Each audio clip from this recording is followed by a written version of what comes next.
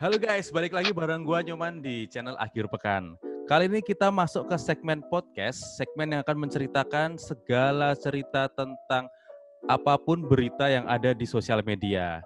Nah, kemarin gua habis baca berita yang ada di Detik dan di Kompas tentang salah satu warga di Indonesia yang berhasil membuat alat PCR COVID-19.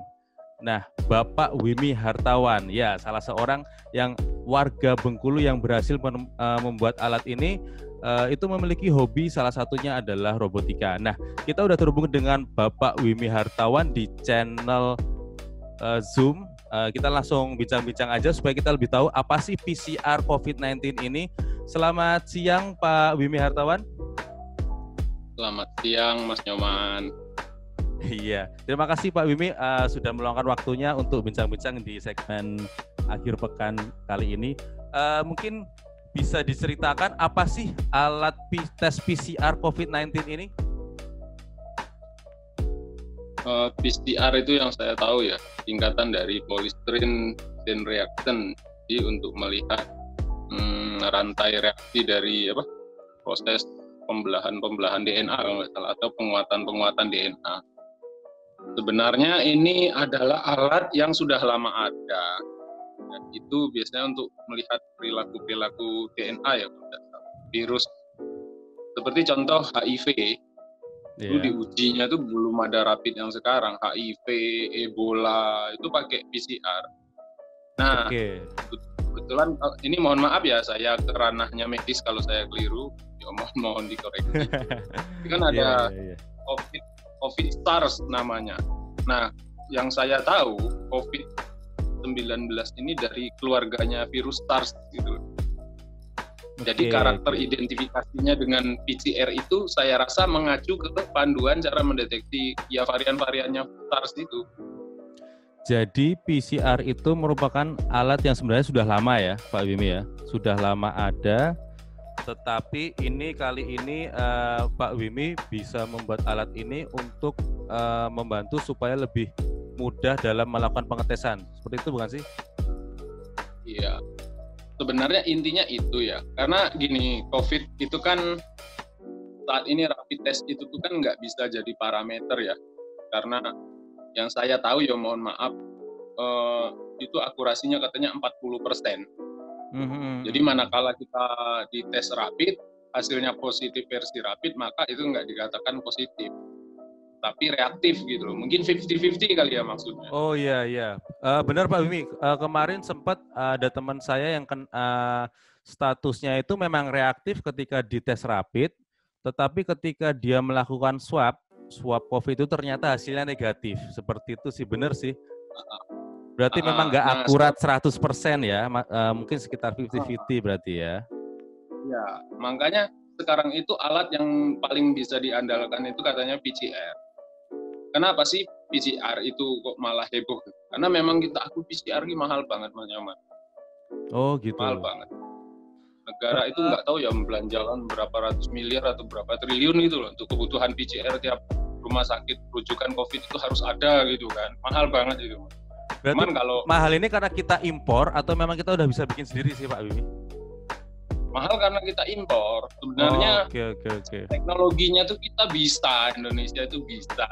Prinsip kerjanya juga tahu. Bahkan inventor atau developer hobistis program yang semacam embedded Arduino itu udah mulai mengembangkan. Cuman masalah mereka itu mungkin dengan produk impor itu kecepatan merespon perubahan suhu itu loh Mas Nyoman, dari PCR itu mungkin kesulitan orang itu mengembangkan. Ceritanya bagaimana sih Pak? Kenapa Pak Wimi itu bisa sampai membuat alat ini? Berangkat dari rasa memang ketika kita tahu pemerintah sedang membutuhkan alat PCR yang banyak, kemudian Pak Wimi ini sendiri atau memang ada timnya gitu Pak? Nah, kalau ngerjain kan aku sendiri. Awalnya aku tuh di-trigger temen sih ya. Temen yang hobi. Ya karena kebetulan isu COVID sekarang ya, COVID-19. Jadi kita mengembangkan alat-alat alat bantu medis tentang penanganan COVID. Awalnya kan aku dari bilik disinfektan, UV steril, gitu kan. Nah terus di bulan kawan ngajak, Mas bikin PCR. Aku sendiri awalnya nggak ngerti PCR. PCR tuh gini. Aku baca berulang-ulang. Oh gitu. Saya konsultasiin ke teman yang gagas ide PCR itu. Sulitan PCR ini apa sih Pak? Oh PCR ini susahnya kita tuh buat misalnya inkubasi itu 95 derajat harus 2 jam, harus pas. Respon secepat-cepatnya. Terus diturunin lagi 65 derajat. Dalam waktu 30 menit respon secepat-cepatnya dan stabil mungkin. Wah, saya pelajari berulang-ulang, terus saya pelajari ya, lihat YouTube, lihat jurnal-jurnal ilmiah, lihat grup-grup opre-oprean, akhirnya ngerti. Coba bikin, oh gitu konsep. Kebetulan kan, saya juga dulu kan latarnya ELINS kan, elektronika instrumentasi, dan di situ kan kita belajar sensor, kendali, kontrol gitu kan. Itu. Iya, wah luar biasa sekali. Pertanyaannya sekarang, alat ini Pak Wimi udah ciptakan berapa banyak dan sudah ada yang ada bisa digunakan belum Pak? Maksudnya digunakan oleh rumah sakit mana gitu Pak? Kalau yang saya oper itu konsep masih blueprintan ya. Blueprintan itu 2 ya. Kirim buat sampel teman yang awalnya mesen. Ini saya buat baru ini 1 lagi. Ini gara-gara mati lampu masih saya oprek-oprek lagi. Itu metode PCR katanya terbaru ya. Namanya real time PCR. Q-nya itu aku lupa ya Pak.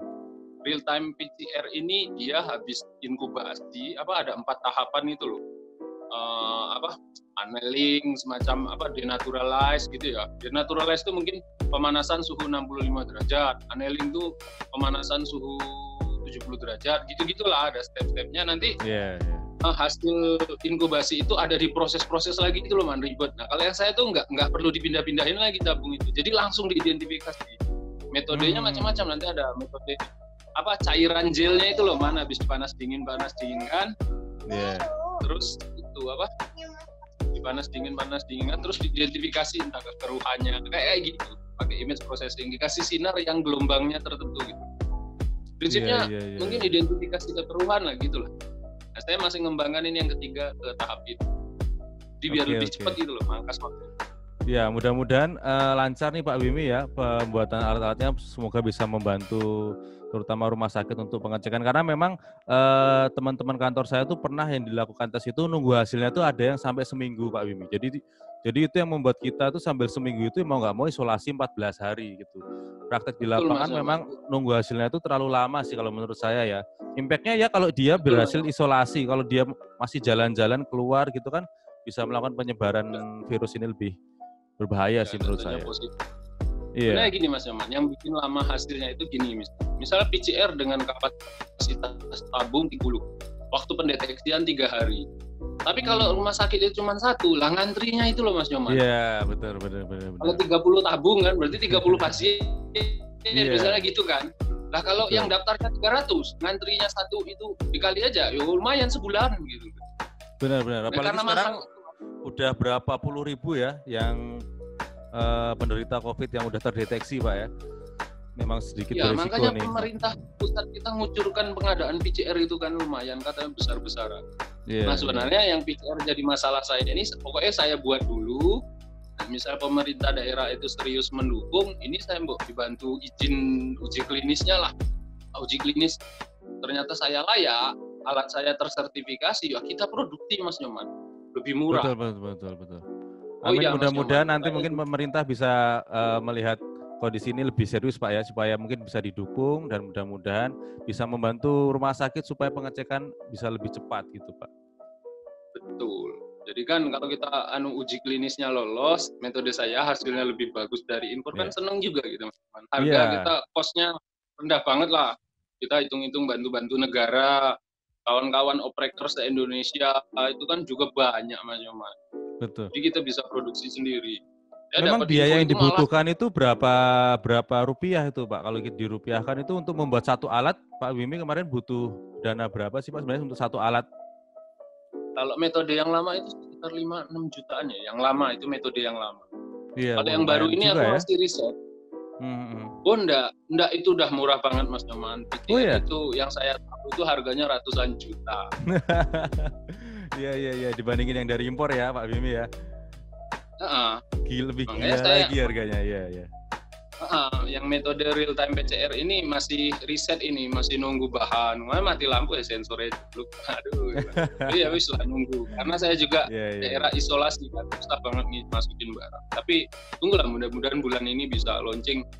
Dan saya mau coba tagih pemerintah daerah buat bantu ngurusi uji kelayakan. Misalnya udah, kita bantu sampai ke tahap uji klinis. Ya, enggak nutup kemungkinan kita produksi Mas Nyoman. Harganya low cost banget. Tapi ya namanya biaya riset kan gini Mas Nyoman.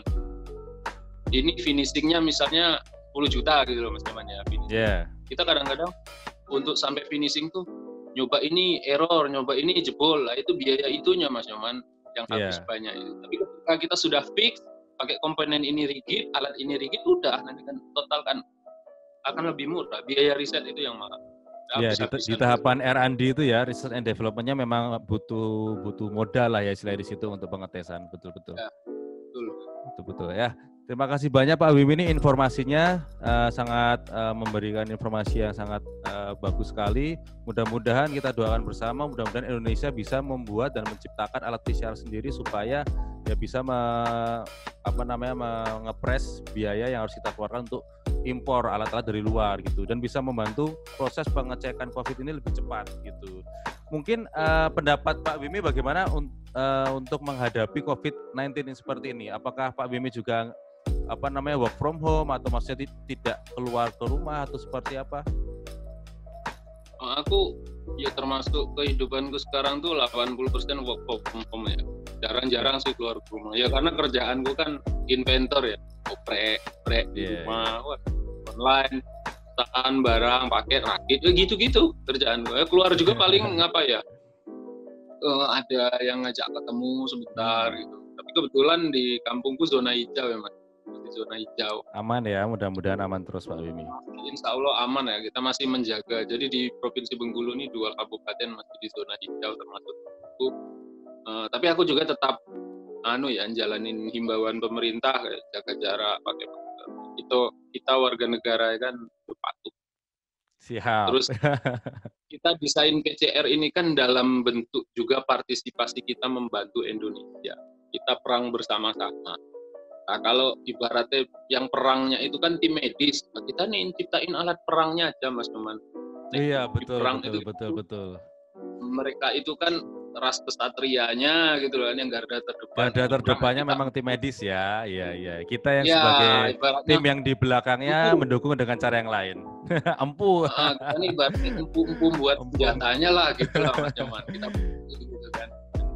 Siap. Ya, terima kasih banyak Pak Wimi informasinya. Mudah-mudahan sehat selalu dan semoga alatnya bisa segera diciptakan dan disampaikan sampai ke rumah sakit supaya bisa digunakan.